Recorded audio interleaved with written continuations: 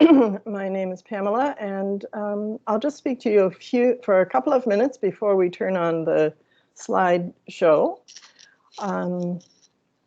I've been making art for many years, and I began as a painter making large oil on canvas paintings, such as the one on the screen right now.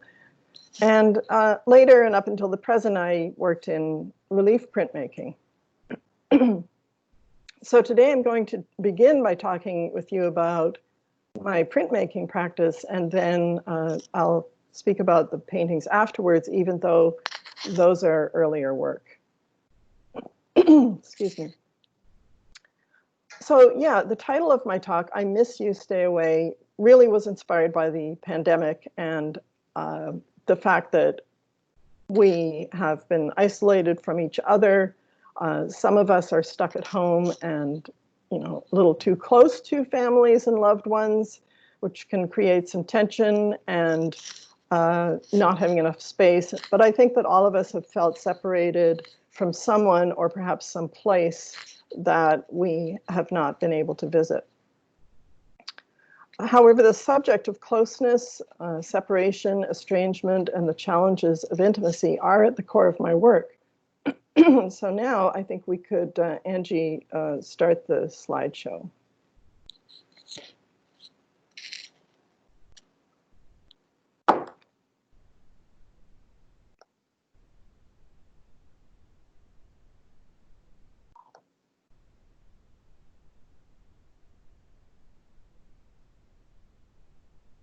I'm just seeing... Just give me a minute here. It's just loading up now. Oh, okay. Yeah, I was just seeing everybody's initials.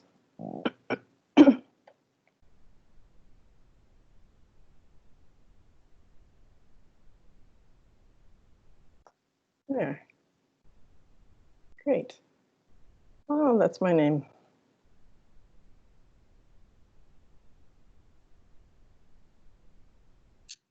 Is this the right one, Pamela? Yeah, this is great. I'm just waiting for the, here's the thing. Okay, slide, take control, and go forward. Great. I create prints in series of about 6 or 7 prints, and they can both stand alone or work together as a narrative. This print and the next 2 I'm going to show you are part of a series of 6.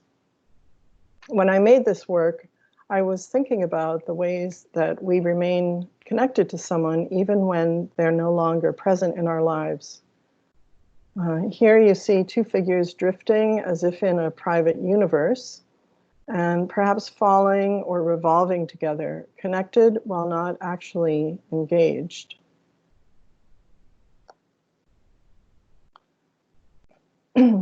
We can be disconnected by space or time, or by discord in a relationship, or by death.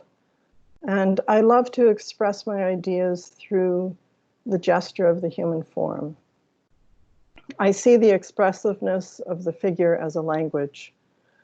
There are a limitless number of ways and gestures that the body can make, and the interaction of 2 figures expands this language even more.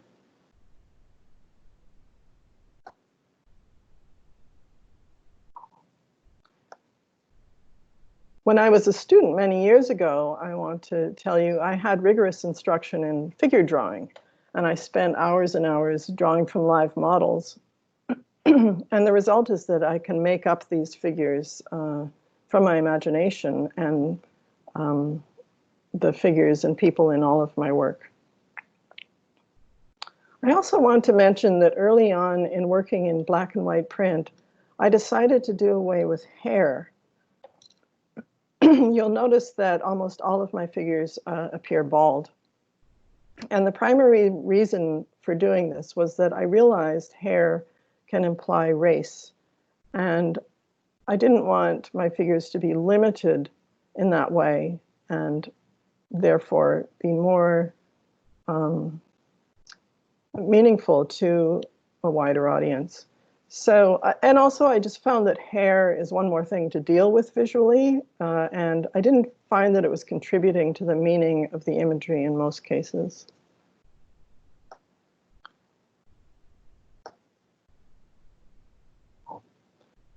So for anyone not familiar with relief printmaking, this is the basic technique.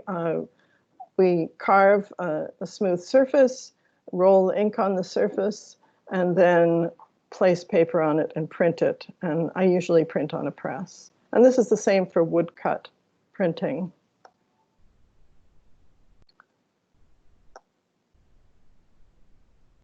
This series is entitled Seasons of Engagement, and I will show you 4 prints out of this series of 7. Each print in the series represents a different form of human engagement, a different season, so to speak. And in this one, the two are sharing knowledge, their breath or their dialogue, and the tree branches are intertwined. In general, my figures are female or gender neutral, but in this work, I wanted to disengage from feminine and masculine, and I wanted to disengage like the so-called feminine and masculine traits from female and male bodily attributes. So I've mixed up or omitted or confused the sex attributes. And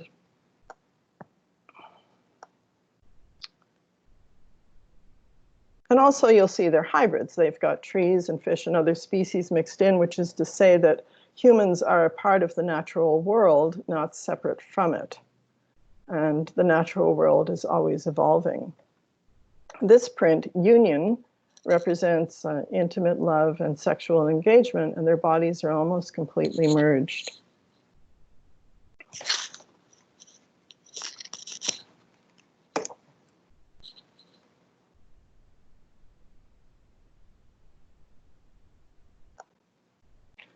Conflict is a natural form of engagement, although difficult. And I've portrayed it here where the tree attributes are rigid and isolated and not connected, and there's a lot of tension in their postures. And you'll notice that the figures are similar but different. They're not quite twins, but they're reflecting each other's emotional state.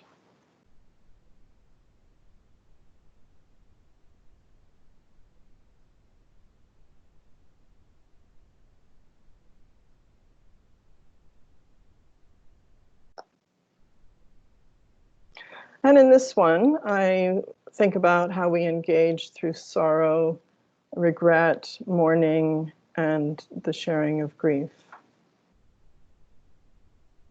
Often after conflict, we have remorse or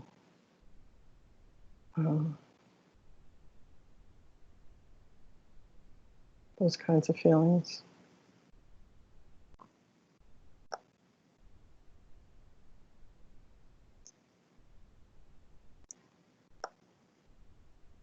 This next series is one of 6 woodcut prints, which was inspired directly by my feelings about war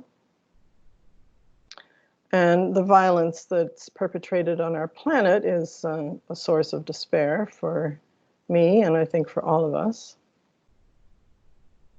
And even if our own individual lives do not take place in a war zone, we are affected by the experience of others and the violent political policies and attitudes towards the other that affect our daily lives, sometimes personally and sometimes insidiously.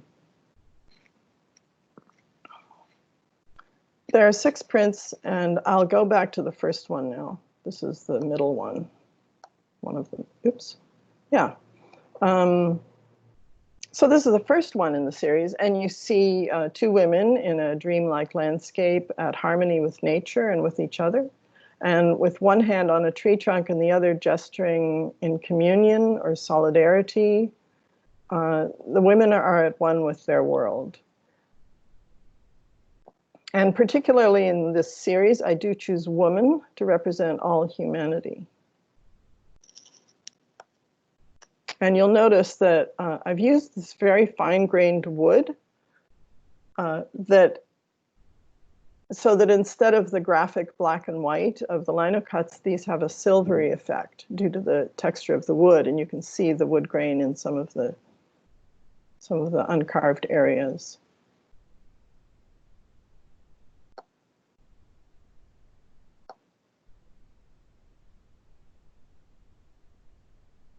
The narrative continues with an image of the threat of helicopters approaching above the trees, and the two figures embrace. And I thought of it as their last everlasting embrace because they know they're not going to survive mortally, but perhaps will be together eternally.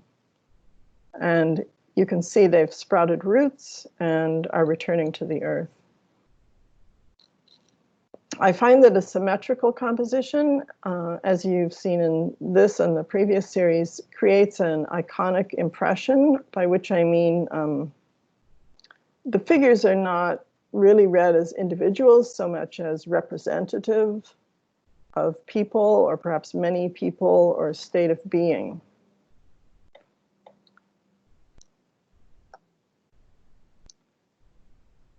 And here's the one I showed you previously, where after the helicopters, the bombs fall on the landscape.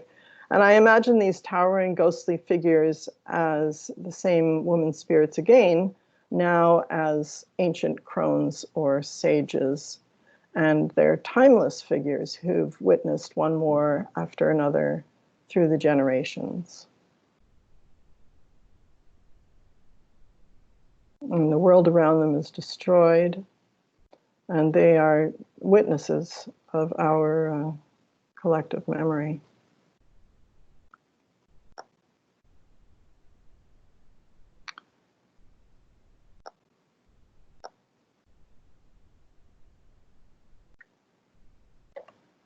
In the aftermath of the war, the landscape is destroyed, and I love the way the wood grain in this particular print seems to echo their cries into the wilderness. And this plywood that I used is made, sometimes you see this kind of symmetrical effect on a piece of plywood, and it was perfect for my composition.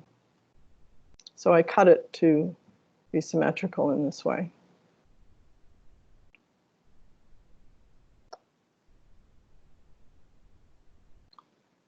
Their tears fall on the ground, and you will notice in the foreground there's little plants emerging, and the beginning of renewal.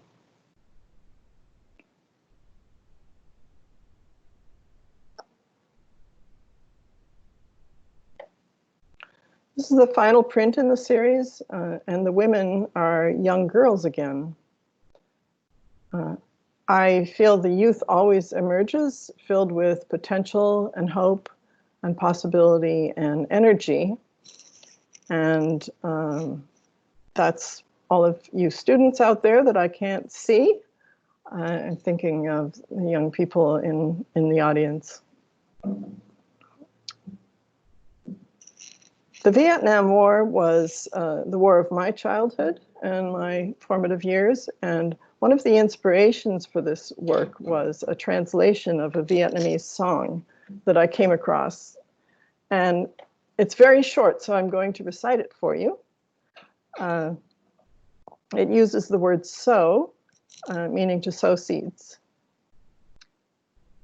We fill the craters left by the bombs, and once again we sing, and once again we sow. The force of life never surrenders.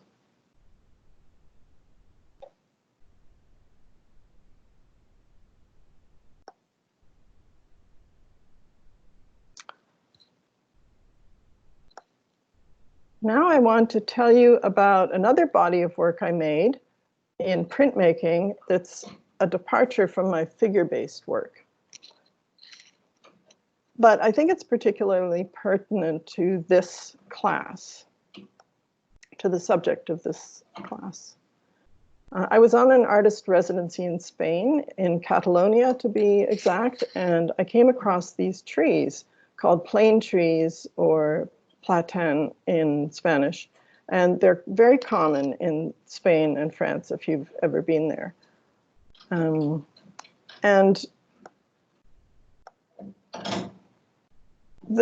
they have this unique bark that continuously sloughs off in these fragments and falls to the ground all year round, as far as I can tell. And I was really captivated by this unique bark, and I started to collect it from around the base of the trees.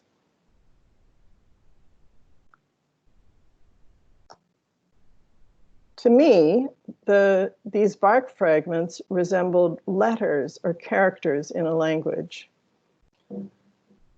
I had a vision of a language and like an ancient universal language of nature, a language that we humans once knew but have forgotten, in the same way that we have forgotten our place in nature. So I started to print them in booklets like this, like a children's primer for learning the alphabet or a language, each naturally formed fragment representing a letter or character in this ancient alphabet.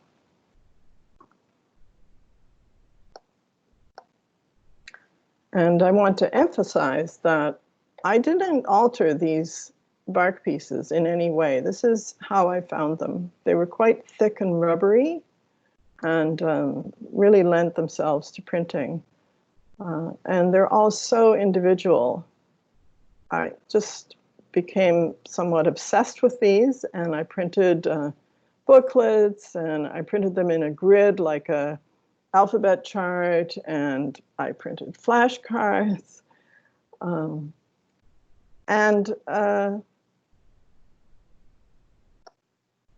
Here's just to show you how I just rolled the ink right there onto the piece of tree bark, and then, well, this is a different piece, but printed it face down on the press like that, and they had this beautiful texture. Then I started printing them together, thinking that, well, if you put the words or the letters together, you start to make a poem or some kind of phrase. And there's a second part to this story. I related this language of nature to the experience at that time of my mother, who was elderly and had Alzheimer's disease. And she was losing her ability to engage in coherent conversation.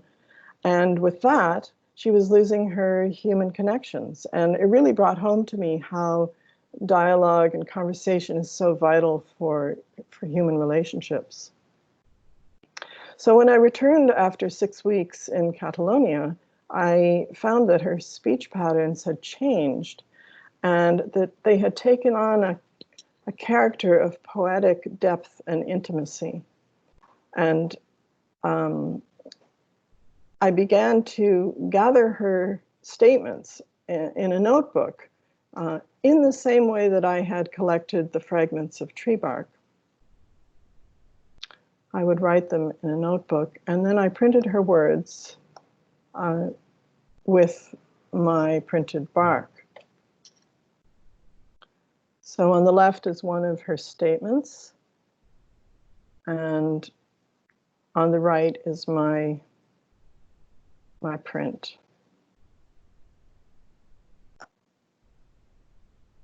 And I'll just show you a few of these.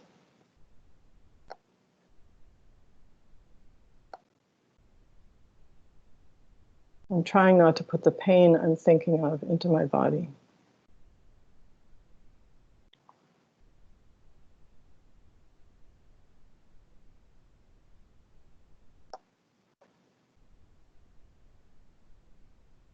I have a feeling that I want to go home, and I don't know what that means. You might know that people with dementia frequently talk about going home, often over and over again. But I found this particularly poignant because she's not simply saying, I want to go home, but she's reflecting on this feeling. I don't know what that means. So I made a whole series of prints like that. And oh yeah, I was going to, yeah. Pamela, I just thought I'd jump in here because we've had so many comments and questions specific to the prints. Oh, sure. And I know we had spoken about the possibility of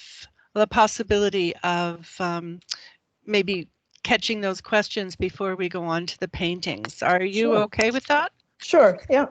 Yeah, there's some really wonderful things. I just wanted to share a couple of comments and then we'll pick up some of the questions as well. Yi Ching was writing about feeling a sense of meditation in these print works. Really enjoyed the symmetry, a sense of it being soothing and peaceful and therapeutic. And then I'll come to the questions. Penelope wrote a lovely comment.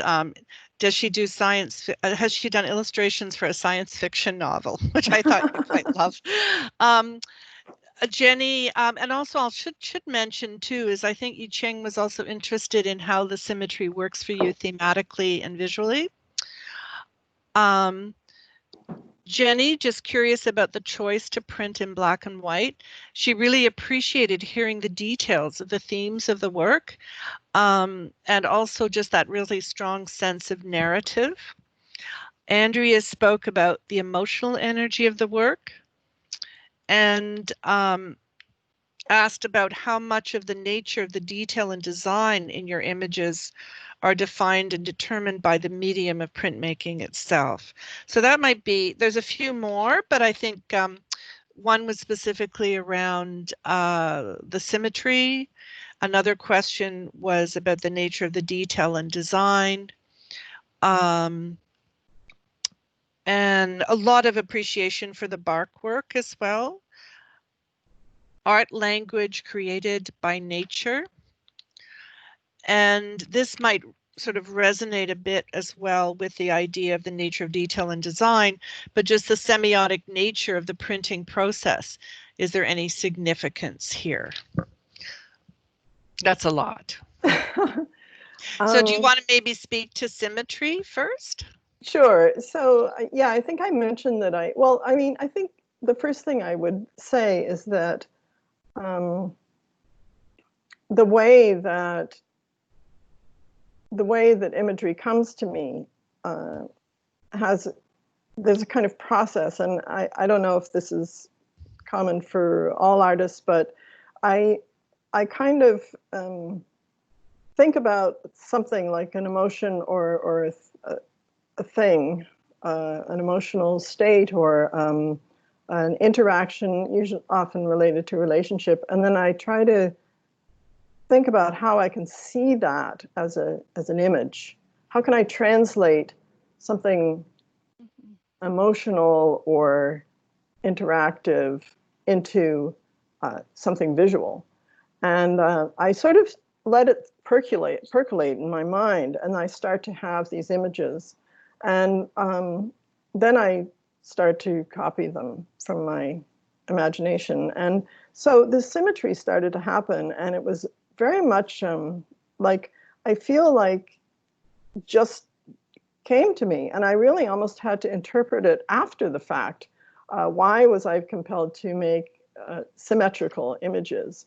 And I realized that I was really thinking about general, like to think in a more, rather than the previous ones where I'm thinking about a personal experience between two people. I was thinking, wow, you know, we engage in all these different ways, and this is something that we do as people, and this is an aspect of being human. So I think that, and the same with the war, I was so appalled when I saw the, in the 2000s, you know, remember the axis of evil and the weapons of mass destruction. And I mean, I was like, God, you know, like we've done this, like we protested and we marched, and, you know, there's this feeling of really, like we're, you know, doing this again. And so I had a really strong feeling of despair and this cycle of violence through the ages. And so I think that that's what that symmetry about is about. Black and white, I think, you know, well, you're going to see, I'm going to show you these huge paintings that I made for years and that I labored over, you know, often spending a year or two on a painting. And they're big and they're colorful and they just took absorbed space and time. And I started making actually very small lino cut prints in black and white, and it was so refreshing, and it was like opening a door. It was just like, oh, I can say all of this without painting an interior and without, you know, having color or clothing to think about, and all of these things. It just was very liberating. As much as I loved painting those paintings, and I actually am doing some more painting now again, but yes, so the black and white was a way to just, you know, sometimes switching mediums is, you can keep creating and you find a whole new language, and it's just very inspiring. And I think the other questions mainly were dealing with things, because you've talked about black and white. And as I mentioned, there were a lot of comments about the art language itself and language within the work.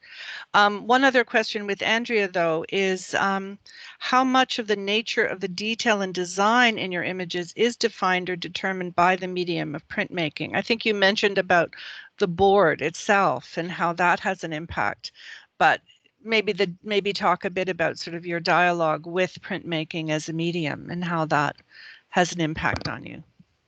Yeah, I mean, I think that I sometimes, you know, I'm like, relationship to me is so such a basic inspiration, and I began to realize that I actually have a relationship with the medium. So when I would make one body of work, I almost felt like the medium was telling me, telling me what to do, or I was, you know, it was a collaboration with the medium, and the same with the woodcut. You know, moving to this very fine grain, and then later I used a much bolder wood grain for my imagery. So I feel like, you know, being receptive to what the medium can do and can't do. You can kind of work with that, and it will guide you. And also, I really feel strongly about limitations as a form of inspiration. So I have to work within this rectangle. I have to work in black and white, and what comes out of those restrictions, rather than going, oh well, I could do this, you know, I could. No, I want to work within here and see what can be created here that wouldn't be able to be created in painting or, you know, video or some other medium. Folks, we probably should move on, but I'll just share with Pamela, there's been ongoing discussions still about symmetry here.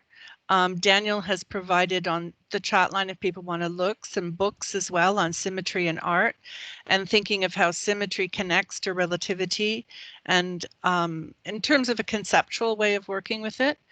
Some comments on the tree bark. Some say that it's sort of a Rorschach-y feel, conveying the sense of figures to me. The tree bark pieces remind me of fragmentary translations in an ancient language, which are quite lovely. Comment here as well, collaborating with the medium is so beautiful. And also Daniel just posted something around looking up printmaking and semiotics as subjects. So there's a lot of rich work here that unfortunately we don't have a lot of time to take up. So I'm just acknowledging that it's there, and there's been some really interesting questions, and perhaps these can be followed up in Open Studio this week. So Pamela, on to your paintings, and thank you everyone. Oh, those are wonderful. I really love the discussion. I wish we were, yeah, actually talking verbally. So I'll just say that I did go on to make some very large work using woodcuts, and I'm just in the interest of time, I'm not going to address it, but do you can check my website to see that that series of prints as an installation. So yeah, so this is the paintings that I've been talking about, and like the one at the top of the talk. And this is just an installation shot of the exhibition that's in Cleveland, Ohio right now, and has been there throughout the pandemic. And I'm showing you this slide so, excuse me, you can see the scale, because the scale is a big part of the work. And all of these paintings portray moments in relationships, often challenging moments. And the people and scenes come from my imagination. They're not autobiographical snapshots of my life, but they are inspired by my personal experiences and observations of relationships around me. And an important aspect of how I approach all of my work is, and this kind of relates to what we were just talking about, the notion that within the personal relationship, we find a microcosm of larger relationships in the world. So there's 11 paintings in this exhibition. So here's this one you've seen before. And yes, I think we thought that this really reflected the pandemic and not being able to be, physical distancing from our neighbors. However, when I painted this back in, I don't know, the late 90s, I guess, I was thinking about the way people can often live next to each other or interact in daily life, but live in separate worlds. A person can feel apprehensive about crossing a social or cultural divide, unsure if we would be welcome or comfortable or safe there. So we don't see the next moment, and a lot of my paintings have this aspect of something just happened or is about to happen or might happen. So perhaps they wave at each other, perhaps one walks across the lawn to say hello, but we don't know. And an empty chair that I placed in the foreground can imply a potential friendship, or it can emphasize their estrangement.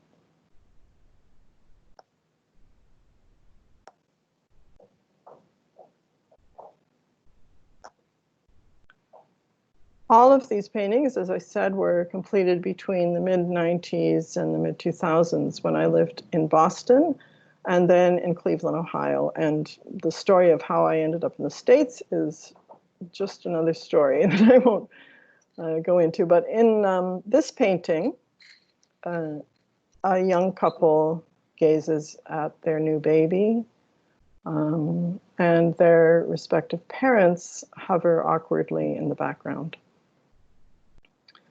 I choose abstract elements of color, form, and composition in a painting to convey the story.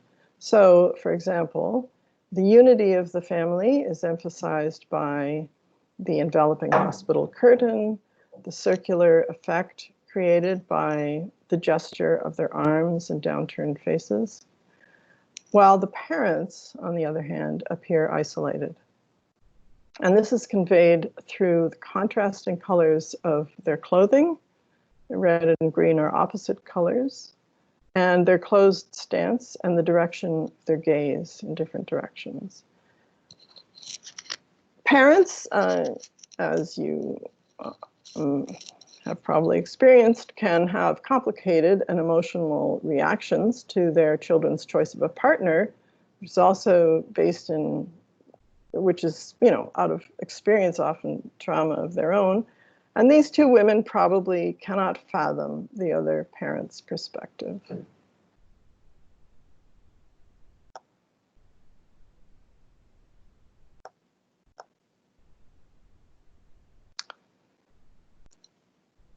I began making paintings specifically about what I call family secrets.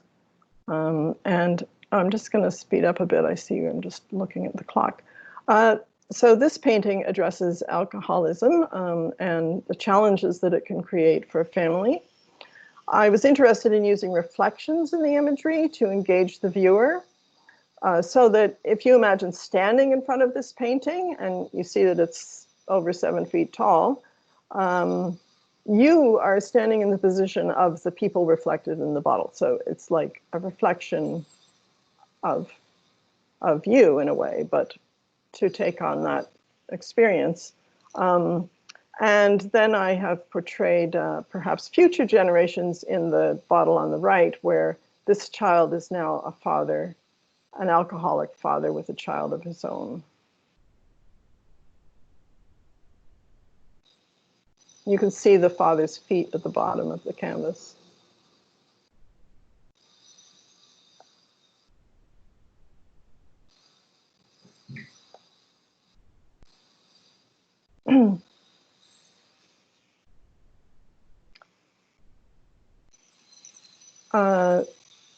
So in this painting, representing violence, so much violence in the world today, and the violence that occurs in many households more often than we would like to acknowledge.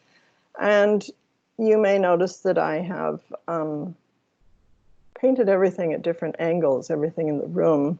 And this creates a sense of chaos and anxiety, and the hot colors convey the hot emotions. You have a little view out of the back door where it's sunny and green, and the neighbors are uninvolved or oblivious.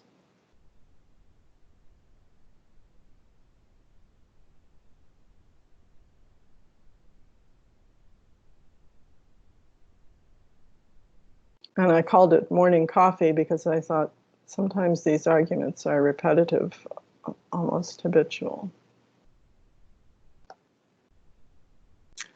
Just on a lighter note, the dance club. This is a celebration of women's dance clubs of a certain era. And Pam asked me to talk about kin, and that made me think of the family, the gay, lesbian, queer concept of family, where queer people have chosen intentional families, especially in response to rejection by biological parents and families. So to create a sense of movement and excitement, and I've painted a lot of small flecks of color. And I would sit in the club and observe the way the color landed on the dancing people. And so I thought about kin and refuge, and I was thinking how this kind of family can emerge out of a need for refuge or safety or community, but it's ultimately unstable because inevitably something changes. Somebody new arrives, there's a realization that somebody is being left out, the group subdivides. And so I think for me, the concept of family is the strongest and the richest when we embrace difference over similarity. It's really about crossing boundaries to find the familiar in the unfamiliar, or to make those connections.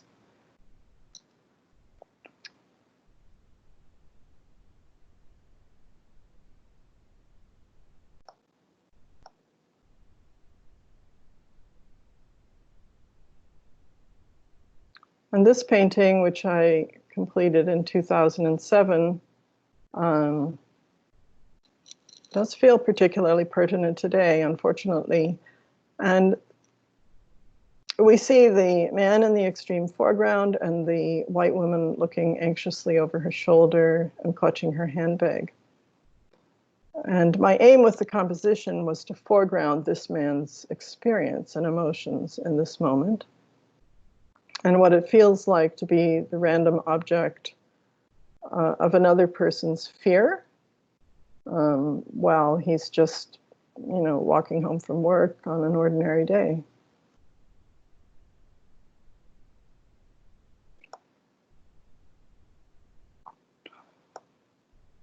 So I think when we talk about the balanced relationship with nature, I don't think we can separate that from the need to achieve balance and respect in our relationships with each other.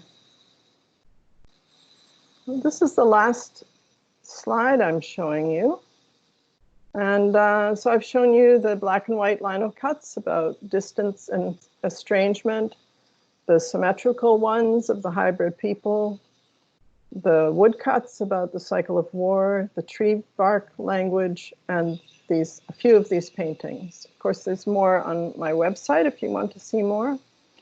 And I had one last thought when I thought about the Anthropocene and the title of my talk, I Miss You, Stay Away.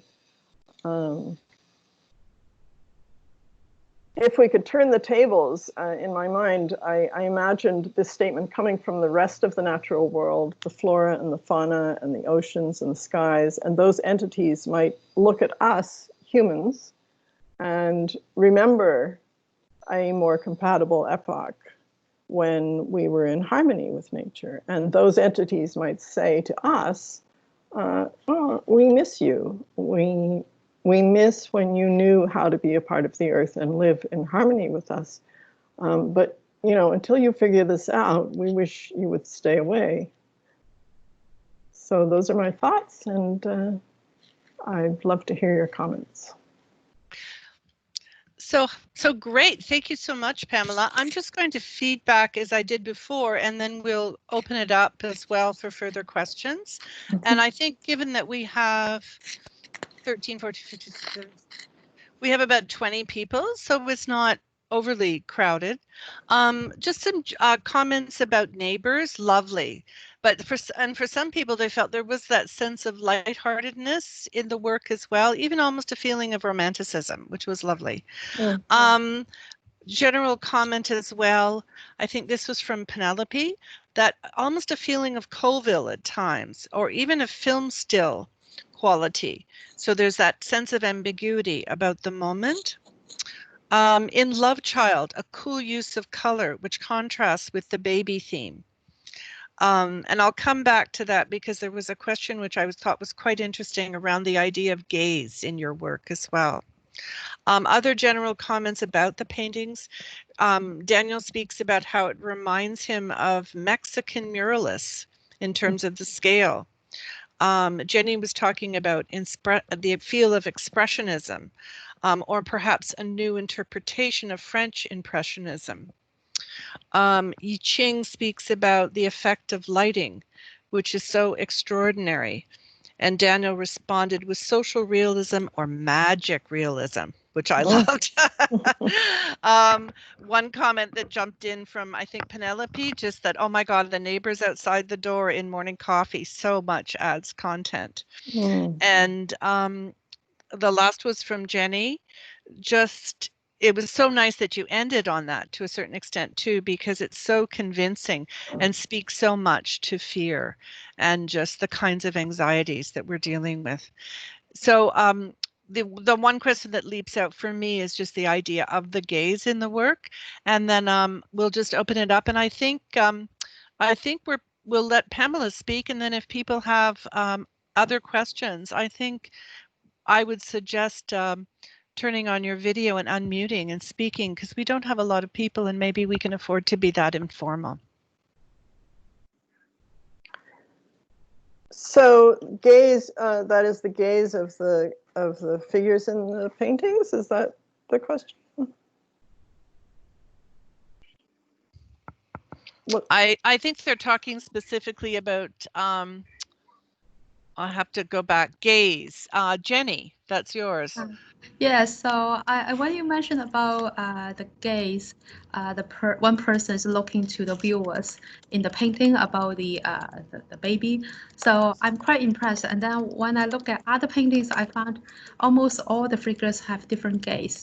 So do you actually have any particular intention about incorporating different posture or different angles of gaze in your painting? Oh, that's such an interesting question. Yeah, I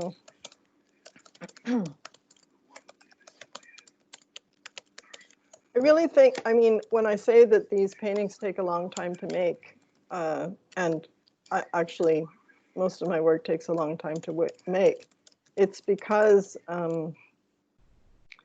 a gesture, whether it's, you know, how the way we gesture with our hand, a slight shift in gesture, a slight turn of the head one way or another, can completely change the story.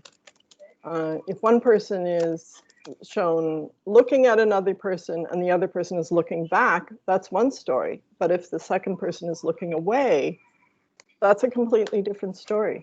So I would spend forever like shifting these different elements to try to and what was I aiming for? I really want to make a I want to make an image that, like when somebody said it's like filmic, to pause a moment that maybe can be very fleeting moment, but is so telling, and maybe a moment that we really don't want to dwell in because it's uncomfortable, and just say, well, just pause here for a minute and feel this, because so the gaze, looking out at the viewer, is a way of asking of the viewer, what do you think about this? I think, and again, the gaze affects how we interpret the interaction. I really try not to impose an interpretation of what's going on. And I find that often different people, because we come from different histories and different backgrounds and different experiences in our lives, looking at art is always interpreted differently by different people, because we bring to it, like, it's an interactive experience. And so I want to leave that open so that your interpretation, your understanding, the meaning of it to you is yours, and the person next to you might have a different reaction or different interpretation. I hope that answers the gaze question.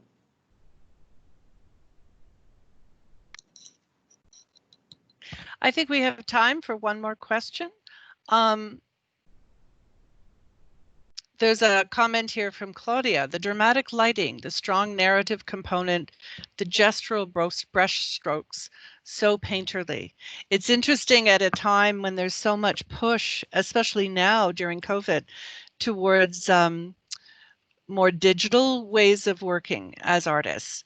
So it's wonderful to have an opportunity to come back and talk about painting and printmaking and drawing and the hand of the artist. So I think that's been quite a pleasure, Pamela, and seeing that here today. Yes, and just remember that we're looking at them on a screen.